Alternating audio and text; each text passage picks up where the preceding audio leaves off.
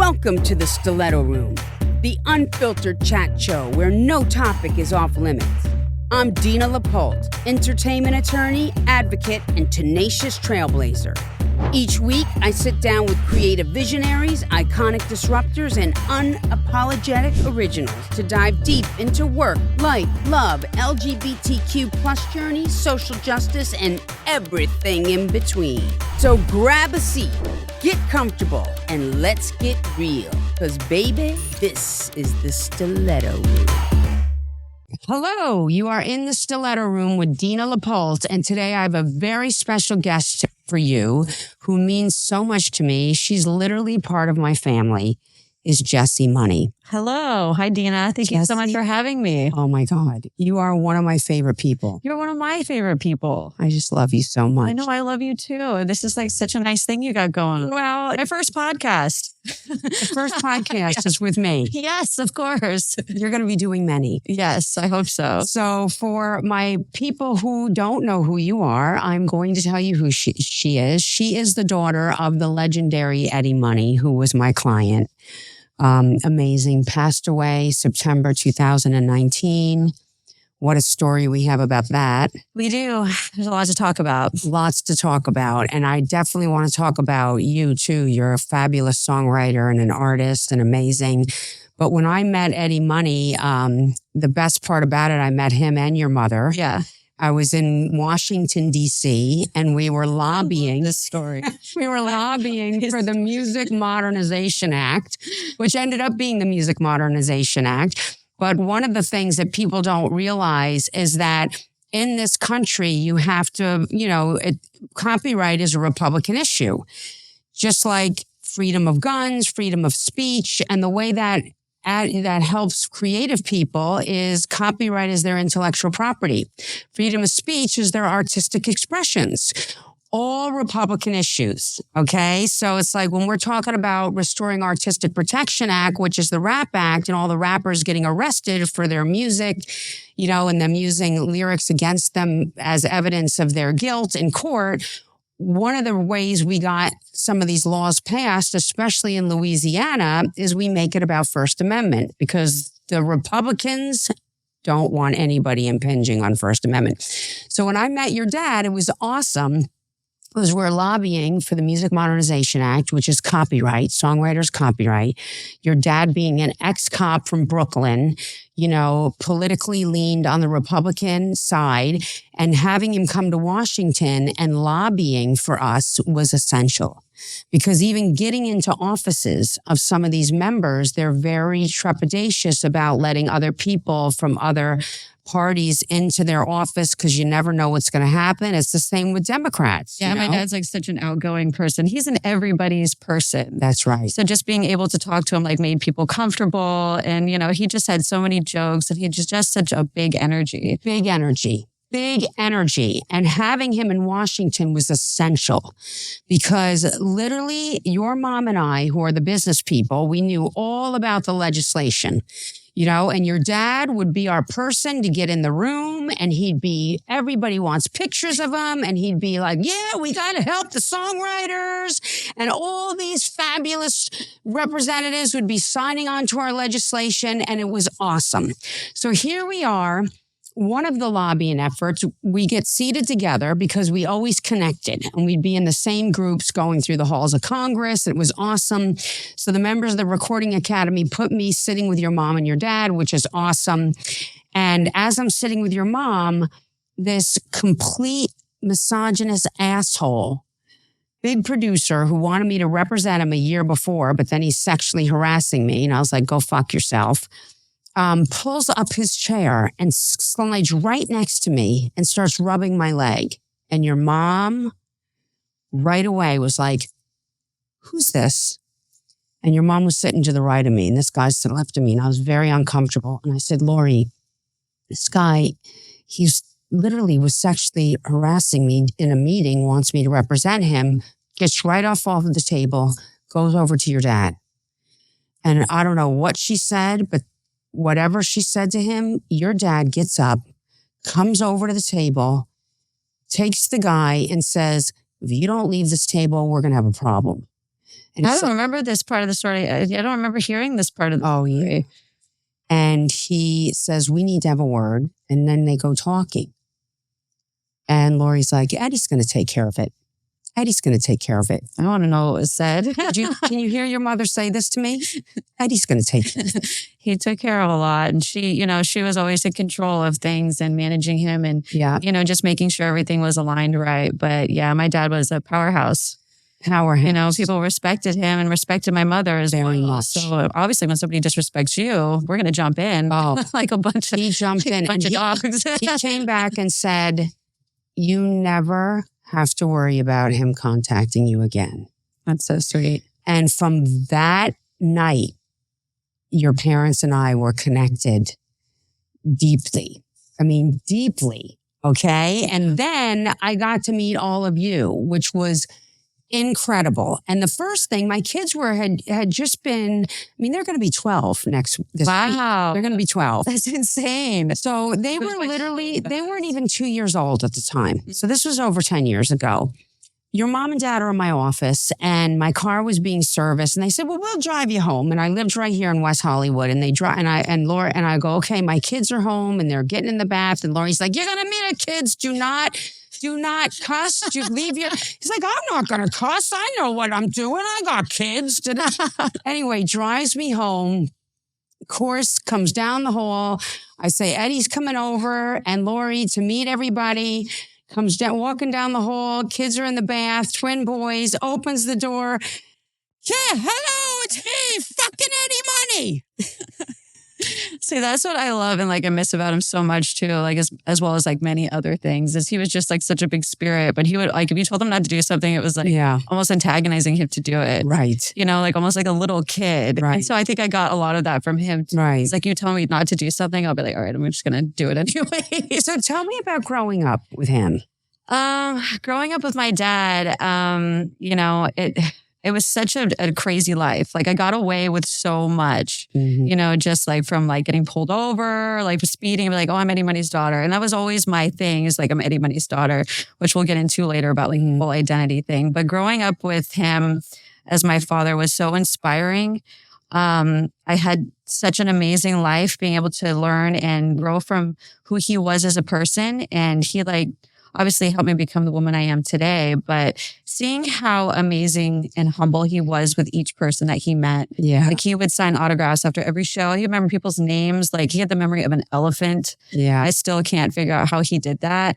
But just learning and understanding the hard work that goes into what you do, and having to be comfortable with yourself. But he came from he didn't have an easy life, right? And for him to be humble and to be an amazing person and just always have fun with what he did. Always. Yeah. But he always would have times where it was manic or always stressed out about something. And I definitely think I gained that energy. And so if I'm running late to something, I'll be kind of freaking out. But it's just part of I'm just used to that. But there's things that, that are embedded in me since he's passed away. I've realized, since I've been singing his songs, I started doing, moving my hands a certain way. I'm where is that coming from? They still live through us in a way. That's how I feel. Yeah. So, growing up with him, I was blessed. Yeah. Super grateful. I wouldn't have it any other way. Just being able to watch the most amazing person sing and just give his all on stage and even give his all as a person. That's exactly who I want to be. Yeah. Well, you are that. You are that. So tell me about you guys getting in the band. Because when I first met, I was losing my mind. I obviously knew your mom because she was a business person and she managed Eddie. But then I realized that 3 of the kids were in the band. Yeah. And then I was like, this is fucking incredible. Yeah. Tell me about that. Well, I grew up singing with my dad my whole life. Take Me Home Tonight was a staple for me to come up on stage. Even when I was a little girl, wow. Come on, Jessica, come up on stage. And when I was a little girl, I'd be like, be my little baby, just as a little kid, wow. And the older that I got, the more I took it seriously and, got better at it. And so I was touring with my dad at a very young age. And then my brothers, when they graduated and were able to get on the road, it was just all of us out there. And that was insane because you have like 3 like siblings, younger, kind of just like getting on stage in front of a lot of people and trying to do like their best. But then, you know, it was such a great experience, but it was also kind of hectic, you know, because it was like we're all scrambling together and my mom and, you know, she was out there with us and it was a beautiful experience, but there's like so many crazy moments. Like, it's like, oh, I can't believe that happened, you know? Well, I witnessed some stuff that was good. I don't know how much detail we were getting into. No, of course. I know this is your podcast. But like, stuff. What can I stop at? You can do whatever you want, okay? What I loved is that none of the kids listened to your dad. That was the... yeah. So that was the best thing, to be out on the road and watch the 3 of you and Julian playing drums and Desi playing guitar, you're singing. Anyway, the tour manager, thank God y'all liked him because no one's listening to your dad. Okay. Comes time for sound check. So we're out on tour. And it comes time for sound check, which is always a very limited time before they have to open doors and the public starts coming in. The kids were MIA. Okay. So it's like, Jesse, you were always there. I mean, I was always there, but you know, I always had like a drink in my hand or doing something crazy. You need to stop drinking. And then later on, he started calling me Jesse Rehab, which actually ended up being pretty fitting. Yeah, we're going to get to that. But how many sound checks that we've done without your brother, Julian, who was the drum player? I can't even remember. You know, but he showed up. Yes. You know, it's funny because like sometimes, you know, they might have gotten into like a little bit of a tip or something. And Julian, you know, the drum is like the backbone of the song. Yeah. And my dad, he had the song No Control. I don't know what it was. And this is where he'd pick up the harmonica and he would play harmonica in this song. But sometimes Julian would play it just a little faster. And he was pissed. He would have me going like this. But he would just... And I don't know if it was on purpose or maybe that was his energy, but I just remember like, no control, like really fast, like almost like, so sped forward. But yeah, I mean, just like having them like on stage with my brothers and then my dad was so much fun. Yeah. I mean, it was incredible. Yeah. To the point where I'd be like telling people like, this is a TV show. This is the modern day Partridge Family, the modern day Partridge Family. I said it enough times where your mom one day says to me, at your house, you know, I know Mark Cuban. Yeah. And he has a net TV network. I go, yeah, Lori. Let's pitch it. Access TV. Like she's like, yeah, I know him. I go, Lori, we need to pitch this. And she's like, I go, Lori, we need to pitch it. And we put together a whole trailer. Yeah. And your mom literally went, pitched it to him, and we got picked up. Yeah, I remember like trying to put the footage together. And at the time, I was kind of like out of my mind, a wild woman. Yeah. And just like trying to piece together things. I would take out like GoPros. Yeah. Like, you know, sometimes even like put them on my head when I was on stage, like just doing stupid shit. It was great. But we had a lot of good footage and got picked up. And we got picked up. Real money. That's what it was called. Yeah. We did a whole first season. We got picked up for a second season. Real money. And then your dad got diagnosed with I know. It was like life was just, we were on a high. Like I learned so many lessons from your dad. And one of the things that was so incredibly important, which bonded us even closer together and which bonded me with your family even closer together, is that within 3 months of your dad being diagnosed with esophagus cancer, my mother was diagnosed with esophagus cancer. And you know, while the second season was happening and the family's dealing with the filming of the TV show, plus doing the shows, because Eddie was also booked. Yeah. You know, I put my mother and Eddie together on a FaceTime call and then on a text chain, and he called them chemo buddies. And they literally were talking every day. And it was really quite incredible how close they became. And I didn't realize what a lesson it was for me until after they both passed away. You know, because your dad passed away in 2019 and my mom ended up living for 3 more years and passed away in 2022. But what a lesson that was for me, because they were chemo buddies. And I still have those text messages on my mom's phone, and your mom still texts me things from your dad's phone occasionally. And we, you know, the day my mom passed on December 3rd, 2022, I remember I called your mom. I was in New York. I called your mom and I said, my mom passed away today, and I was crying. And she said, oh my God, what time was that? And I said, it was a little after 11 in New York, and it ended up being 11:11 in New York. And she said, oh my God, Jesse and I were hiking today in Topanga Canyon. And around 8:00 in the morning, we saw 2 hearts in the sky. Isn't that crazy? That's crazy. Yeah. That was 3 hours ahead of me in New York. Yeah. So it was right before. I was walking with her and I was like, look, there's 2 hearts in the sky. And so I took that picture and sent that to you. So yeah, I mean, there's messages like that all around us. I mean, they're with us, but that's insane that it was like at that time, Yeah. I mean, they're no longer chemo, but I mean, I guess they'll be chemo buddies, but now they're, they're in heaven. They're in heaven together. And that's such death is such a crazy thing to think about, I mean, life, we have such a short life and like what happens on the other end, but it's beautiful to think that they are together and no longer having to deal with it. Yeah. And that we're so close. Yeah. Yes. No. We're so close. I mean, it's just like this, life is just so incredible and how it works. Like just people connect, it turns into this and that and other relationships and you just span everything out. But, yeah. I love it. And I love how you can call me no matter what you're dealing with, Yeah. One of the things, congratulations, because you just turned a year sober. I did. Last week, which was incredible, February 19th. Yes. Yeah. And that, I got to tell you, like, your dad is smiling in heaven because of that, Jesse. I mean, what you've done with your life is pretty incredible. It's been a lot of self-work, and it's like, in a way, I was like afraid to talk about like how much time I had. And I feel like regret that I shouldn't have more time than that. And wow, I don't, it's just like, and I almost like, I knew that this was going to come up in the podcast and we were going to talk about this, but in a way it's like, okay, well, this is where I am at now. So I have to just be comfortable and just be proud of the fact that I've made it here. But it doesn't even feel like a year. It feels like I haven't even reached that point yet, but it's just like a growing process. Yes. It's one day at a time. 1 day at a time. 1 minute at a 1 time. millisecond. Yeah. Yeah. No, and it's so like I will be 27 years sober this year, and people that I got sober with have passed away from relapse, drug overdose. People don't make it. Like when you were turning a year sober, so I keep all of my coins.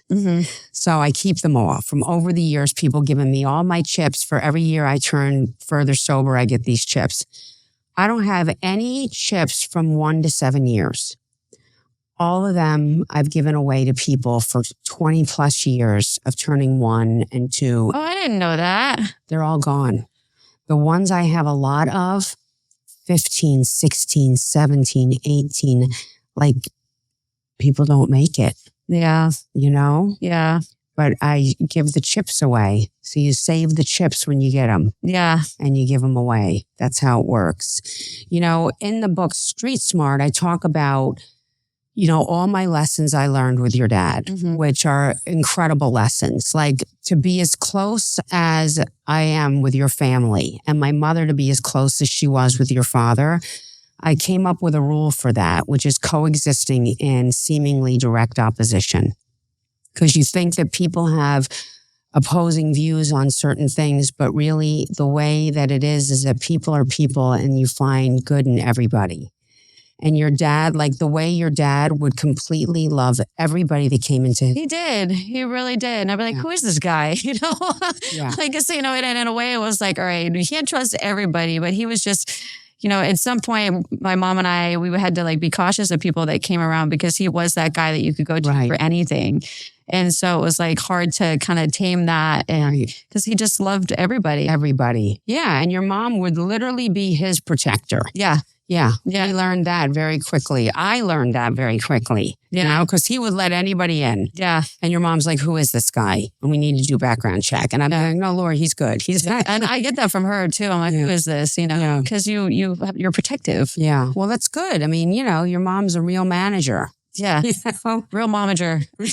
She told me, she's like, I'm not managing you guys. But she goes, well, what are they doing? What's going on? And then she'll ask She questions can't help herself. about things. I'm like, I thought you didn't want to get involved.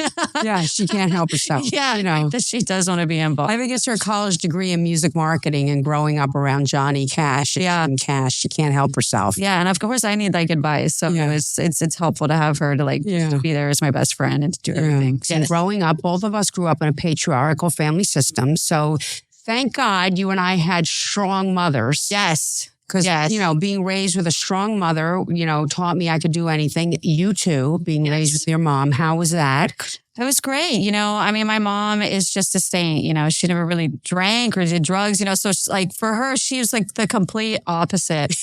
You know, like but she has always had, like, she just walks with such poise. She's so classy and just very well put together. And I mean, I remember like growing up as like a little girl, I'd be like, man, I'm never going to be like my mom. And, you know, but I realized that she's a completely different person than me, but I idolize her as well as my dad. You know, she's just amazing, but she keeps me strong and, you know, she keeps me on my toes. Yeah. But yeah, no, it's just inspiring to see how hard she works and how passionate she is about, you know, us as a family and to make sure everything goes perfect. Yeah. You know? And she doesn't take shit from anybody. No, she doesn't. No, she doesn't. Especially me. I get like the bunt of everything. Me too. She doesn't take shit from me either. Sorry, you're the hardest on me. She's like, well, that deal should have closed last month. I'm like, no, I know, but that. She goes, yeah, but that's what you said last month. I was like, okay, give me a minute. But I love being there for her. You know, I mean, she just recently lost her father and like the crazy experience to kind of see that from that perspective. Yeah. And to be able to be there with her, as you know, my grandfather was sick and he was passing, I was sober.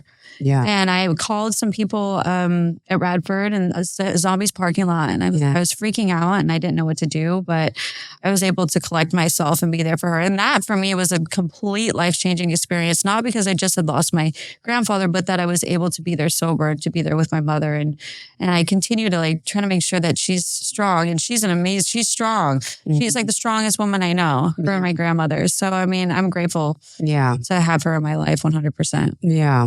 So growing up, where you see that besides having strong mothers like we did, but where men are in charge of everything.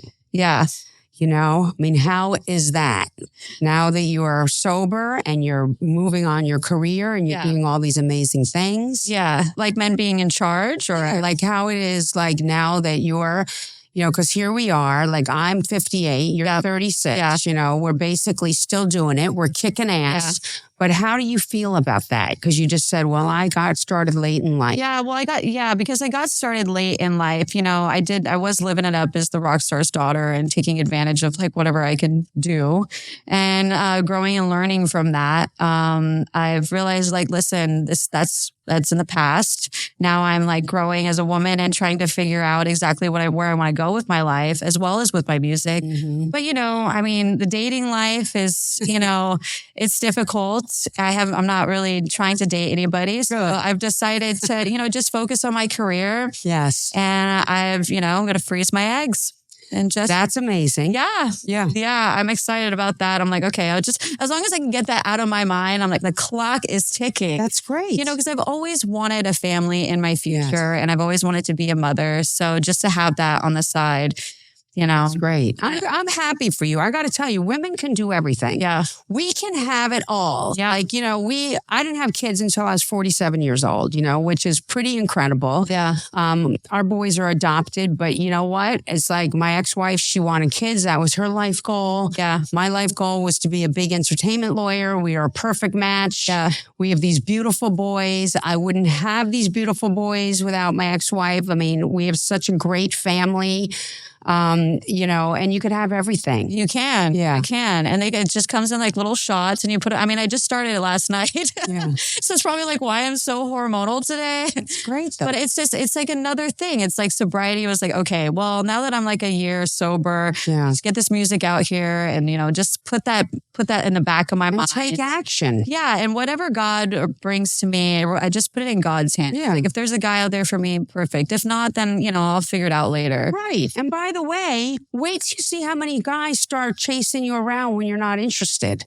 Okay. I mean, I've played this game where it's like I'll always go for somebody that's like challenging that doesn't really want me around, and then I'll just like keep poking at the person, like, come on, like what else can I do to make you like me? And then I'm like, okay, well that's sick and twisted thinking because I'm only torturing myself and spending way too much time and effort on a man that doesn't want me. Well, it's not that they don't want you; it's that you have to want yourself more. That's true. Because I'm going to tell you something. A minute, like after our divorce was settled, and I'm dating all these girls, I was like, this is nuts, This is It's a lot to juggle. fucking nuts, okay? And now I'm like, can they add something to my life? Yeah. Because I'm so fucking happy. Yeah. So I've decided, I'm dating myself. Yeah. And oh my God, it's amazing. Yeah, I'm so in love.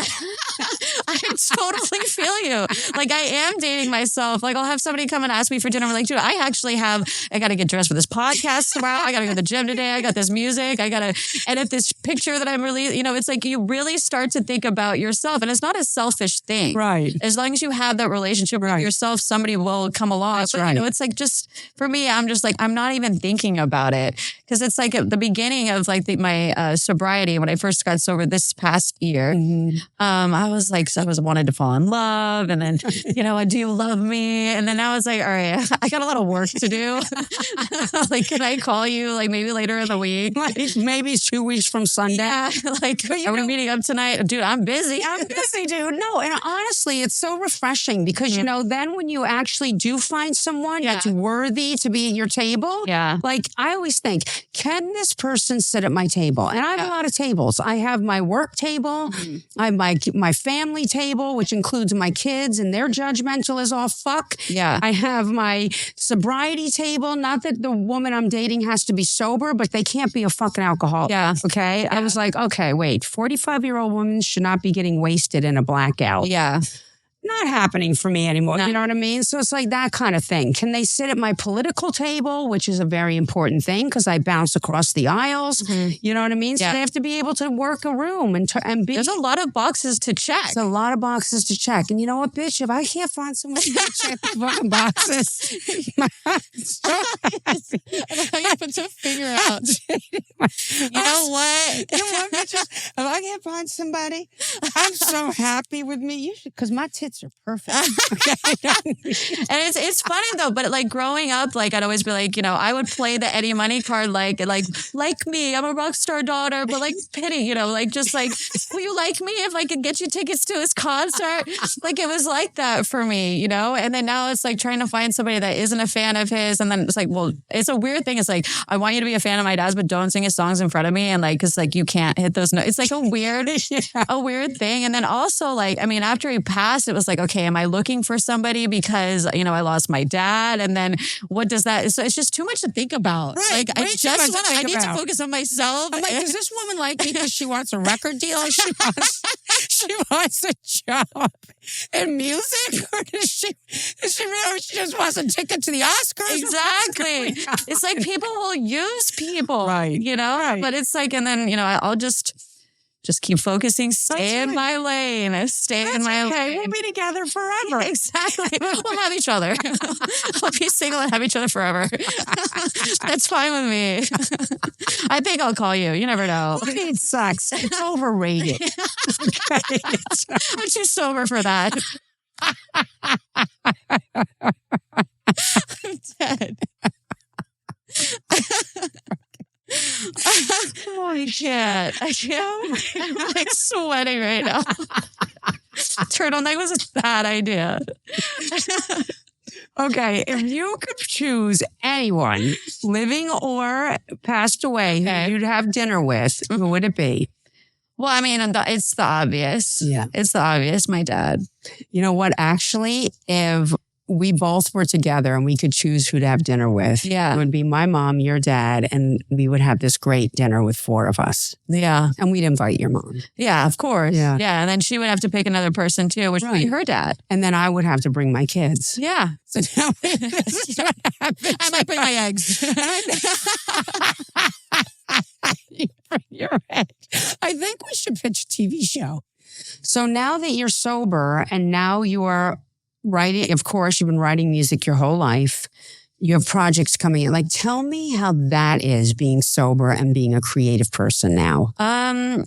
It's an incredible feeling. Like, I feel like I'm catching up on a lot of wasted time. Wow. So for me, there's a lot that goes into like OCD and like anxiety of like wanting to get things done quickly, but I know that I have to like, do it correctly because I feel like, oh man, if I had just been sober, like, so many years ago, I would be way ahead of the game. And I feel like I'm just kind of picking up pieces at like, I'm 36. So it's just, you look 20. I appreciate that. But it's like, it's one of those things where it's like, man, if I had just gotten it together instead of, living it up as a Rockstar's daughter. I know, but it's just one of those things. But yeah, it feels really great to be able to like have release music and to put my heart into a song and know that I'm like ready to just get out there. And also to be able to sing my dad's music. That was something that I struggled with, like even hearing his voice or looking at his pictures. And I remember when he told me, I remember he was sick, and I remember the exact moment of what was happening at that exact time. We were walking through the airport, and then, he wasn't, he was having a hard time. He was sick. Yeah. And then he told me, I'm dying and I'm leaving you with my legacy. And so I was like, I will never forget that moment. And so for me to be able to sing his music and be there for my brother and be there with my brother and my mother. I knew I was going to cry when I got in here. What the hell? But so he was sick, and then he told me, I'm going to leave you with my legacy. And so I took that to heart. And for a long time, I couldn't figure out exactly what that meant.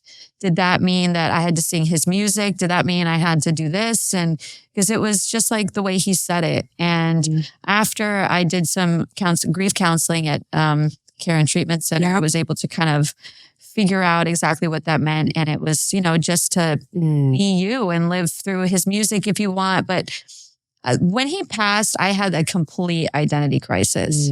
Like, I didn't know who I was, if I didn't have any worth. And that's where the drugs and alcohol really came into play for me and my grief, because I was nothing without him. Wow. I was always Eddie Money's daughter, and I'll always be Eddie Money's daughter. But just the fact that it's like, okay, well, now he's not here and I can't play that card anymore. And it's not like, I can ride his coattails, and now I've really got to be my own person. And so that was like such a challenge for me to just kind of even reflect on that. So, I mean, after he passed, I had to do a lot of soul searching. Wow. And recently was able to kind of be comfortable enough, as long as my brother was involved, to do his songs. And then I just started studying everything that he did in his songs and decided, okay, well, I'm going to honor his music, and then I'm going to put mine in as well. So that way I'm able to continue the legacy for him, but then also for me. Yeah. I mean, you're an amazing songwriter. Like, shout out, first of all, to Neil Lasher Music Fund, because they're the ones that got you checked into the Karen Foundation. I'm on the board of that organization. Such amazing people. They love you there. Love you. And we had the honor of this year at our breakfast at the Grammys. We always have a yearly breakfast, the week of the Grammys here in LA. You came and performed, and that was incredible. Thank you. You wrote a song called Legacy. I did. Yes. You could hear a pin drop in that room. I mean, that was incredible. Thank you. So you're recording that song, right? Yes, I'm recording that song. I have like a song coming out every month right now, and it's and the EP is called Legacy, and it dives into the different stages of grief that I went through. And so, it's not something I expect to like be like in the top 100. I'm just making music to make music, right? And for like therapeutic purposes, and just to like be myself. And people like it, they like it. I'm at that point in my life where it's like I don't expect a lot. I just want to do what I love. That helps you, and it helps me. So and it's it'll about help other people. I hope so. But it's about the different stages of grief and my struggles with like addiction, and how like I overcame that. So each song plays a different role in what I went through with my grief. Yeah. And so I hope that connects with people. But legacy is about, continuing the legacy, living your life, not only for yourself, but for them, because the people that have passed, as well as the people that are living today, would want you to put your best foot forward. And, but for me, when I wrote that song, I really was struggling to find a reason to like keep going. And I was like, well, if I live my life for you, I can live it for me. I love that. You know, it's so funny when you said a couple things, I'm like, oh my God, I feel this resonates with me so much because I never wanted to be a book author and I'm not a book author. You know, but I wrote this book, this motivational book, because the obstacles that I've overcome, and all the inner child work I've done, you know, in my life and since being divorced now and sober, all these things, all the inner child work I've done and all the obstacles I've overcome being a woman, being in this industry, that's all male oriented. And I grew up in a patriarchal family system and, you know, and all these things that I had to overcome. And when I did the book, I was like, wow, this is therapeutic. Like the things that I can say in there to help other people, like whatever. And you help so many people, Dina. Like, I mean, it's incredible what you do for so many people. I mean, you helped change my life 100%. Having you in my life is just, it's a godsend. And what you do, and I see you, like you work the room. I mean, you are the boss. Dina is the boss. Like, do not get in her way. But you are constantly like, okay, who's this? Hi, nice to meet you. How can I help you? And then you actually find somebody. Let me introduce you to this person. Like you are like a busy bee, but you're like constantly helping people. Yeah. And it's incredible what you do. And I love you so much. No, I love you too. You know, I help people. It helps me more. Yeah. You know, like when I got the honor of meeting your violin player at the Last Year Music Fund Grammy breakfast, and he had lost his house in the LA fires. I was like, oh my God, I had to connect him with this person and connect him with this person and connect. And now Samantha's getting him instruments from the Guitar Center. Thank God, because Samantha works for the Guitar Center as one of her clients and the foundation. And she's hooking him up to get him all new instruments. And I had just met him, actually. I found him through my producer. And I said, I need a violin player. I want to see if I could, you know, two tickets would sound like with violin and in my song. So I got him for the Near Last Year Music Fund breakfast. And then to have connected with him personally and then connect him with you, it's like the way things like the trickle effect, especially in sobriety, you see a lot of that. Yes. It's like, okay, the counter effect of like this and that. So. Right. That's another thing too, is like everything in my life is full circle. Yeah. Everything. Like I can go through and put it together. And if you look at the signs, everything is full circle. You know, it's just like when you and your mom were hiking in Topanga Canyon the day my mom died, and the two hearts in the sky, which were literally like minutes before she passed. Just like, are you kidding me right now? You know, and the fact that you called me when you needed help. And then I did. Yes. But you better call me forever. I will. Of course I will. No, I love you so much, Jessie. And I love your family. We love you so much. Oh my God. They're my family now. You're stuck with us. Duh. You guys have been in the Stiletto Room with one of my favorite people in the world, Jessie Money. And you know, look out for her music because she has Legacy coming out. That song is incredible. When you hear that song, you're going to lose your mind. I love it. I tell the whole story of how I met her dad in my book, Street Smart, Succeeding in a Man's World, and her fabulous mother. So you guys got to pay attention and get that. Anyway, thank you for having us. We love you. Peace. Bye. My stiletto.